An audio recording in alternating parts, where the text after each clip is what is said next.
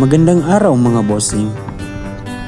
Tara at samahan niyo ako at ating balikan ang aming naging adventure sa ginanap na Masterminds Cup 2025. Ito yung daanan papuntang Jose Abad Santos o mas kilala sa tawag na Jazz. Ito yung daanan na kinakatakutan ng karamihan sa mga Indo rider. Kasi nga bukod sa madilim, lalo na paggabi, masikip at hindi gaano maganda ang kalsada. Meron namang mga parte na sementado ang daan, kaso nga lang kakaunti. Dito mo talaga masasabi na ang pagiging Indo rider ay hindi basta-basta. Hindi lang puro highway o puro magagandang kalsada ang yung pinapatakbuhan.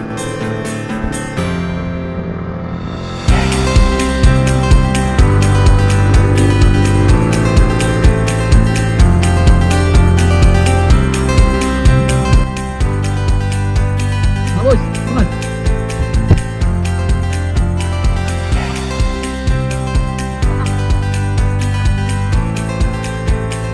Mawala yung charging?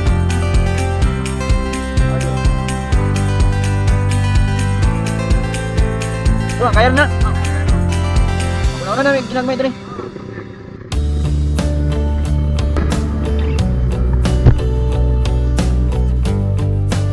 Boss, saman.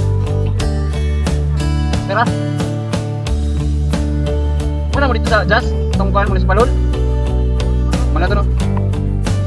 Hindi, maginainin na po ni.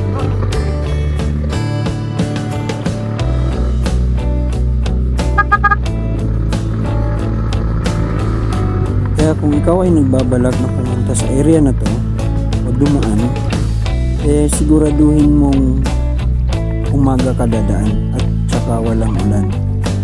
Kasi pag nangyaring umuulan, sigurado akong madulas ang daanan dito. Kaya panoorin at tapusin ang video na ito upang magkaroon ka ng idea kung sakali mang mapapadaan ka sa area na ito.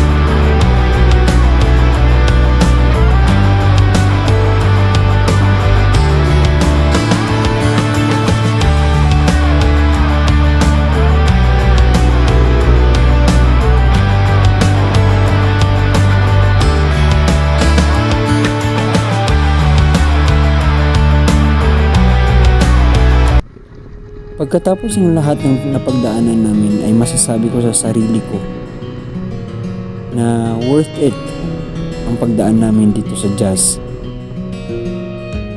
Hindi lugi yung hirap, sakit ng likod, sakit ng motor kasi nga may mga malalaking bato na pilit naming dinaanan. Dito mo masasabi na may mga area talaga na kailangan lang ng kaunting upgrade at saka may potential sila lalo na sa turismo.